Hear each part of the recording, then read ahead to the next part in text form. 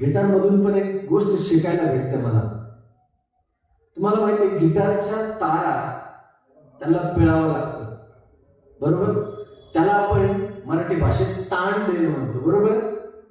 ऐकतं मला सगळं? आपण त्या गिटारच्या तारांना, प्रत्येक ताराला एक ताण देतो आणि त्या विशिष्ट प्रकारे त्याला त्या ताणमध्ये बसवावं लागतं, बरोबर? त्याचा स्वर तसाच वाजला पाहिजे अशा पद्धतीने त्याला बसवावं लागतं आणि मग त्या प्रत्येक तारेची ट्यून जे आहे किंवा ते स्वर जे आहे त्याप्रमाणे वाजायला लागतं आणि जसा जितका आपण ताण त्याला देईल तितका तो ताण व्यवस्थित बसतो.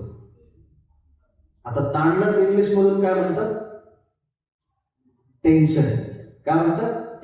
टेन्शन. आता विद्युत वारा असतात, वायर्स असतात नाही का रस्त्याला, तिथं पण लिहिलेलं असतं हाय टेन्शन, म्हणजे अधिक